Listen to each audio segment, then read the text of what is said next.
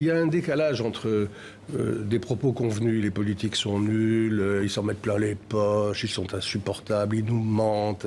Il y avait même dans une étude qualitative un jeune d'une banlieue parisienne qui disait ils nous mentent tellement que on disait jadis en France voter est un devoir civique et ce garçon nous disait s'abstenir est devenu un devoir civique. Bon, il y a cette espèce de vague comme ça. Et en même temps, à 80%, les Français nous disent qu'ils sont intéressés par cette élection présidentielle. Et les taux d'audience des émissions de radio et de télévision qui portent sur la politique battent toutes leurs audiences. Donc il y a en même temps qu'un dégoût, parce que c'est le mot qui arrive en tête dans les sondages. Par rapport à la politique, le mot qui arrive en tête, c'est dégoût.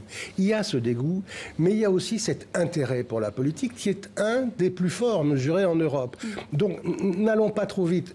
Tous les pays se décident de plus en plus tard dans les élections. Les idéologies, les habitudes partisanes pèsent de moins en moins. On est plus consommateur devant le spectacle politique. On attend la fin pour oser dire pour qui on va se prononcer.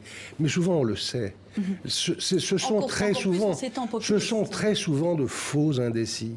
Ce sont des gens, c'est comme quand le choix des prénoms des bébés dans un couple, on débat, il n'y a rien de plus intime. Et en même temps, on leur donne finalement toujours le nom que tout le monde aura dans la même classe, quoi.